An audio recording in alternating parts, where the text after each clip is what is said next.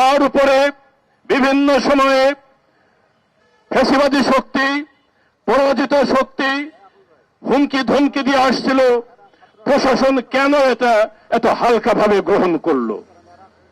আমরা চাই প্রশাসন তার ভিতরে কোন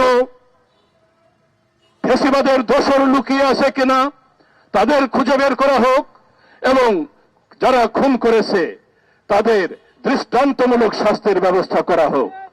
শরীফ ওসমান হাদির মৃত্যুর কথা আজকে আমাদেরকে বলতে হচ্ছে। জুলাই অভ্যুত্থান পরবর্তী নতুন বাংলাদেশে ওই ফ্যাসিবাদী হাসিনা এবং আধিপত্যবাদী ভারত যেভাবে টার্গেট করে কিলিং মিশনে নেমেছে, এটা অত্যন্ত উদ্বেগের বিষয়। আমরা বলতে চাই ওই ফ্যাসিবাদী হাসিনা আধিপত্যবাদী ভারতের মধ্যে আর কোন পার্থক্য নেই। এখন ওসমান হাদির মতো সহস্র দীপ্তকণ্ঠ তরুণ এবং যুবক আজকে আমাদের যারা রয়েছে, তাদেরকে যদি আমরা বাঁচাতে চাই, তাদেরকে যদি আমরা রক্ষা করতে চাই, তাহলে আধিপত্যবাদী ভারতের বিরুদ্ধে লড়াইয়ের প্রস্তুতি দিতে হবে।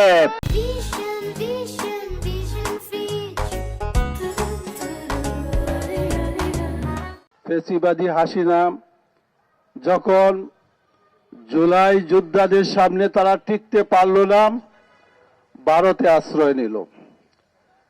ভারত তাদেরকে এদেশে পুনঃপ্রতিষ্ঠা করার জন্য জুলাই যোদ্ধাদেরকে টার্গেট করে হত্যা করার ষড়যন্ত্র শুরু করল। আপনারা জানেন ওসমান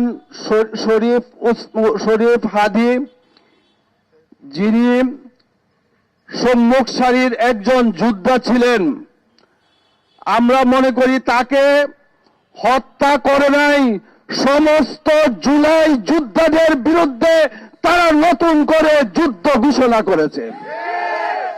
জুলাই যোদ্ধারা আমরা এই চ্যালেঞ্জ গ্রহণ করলাম।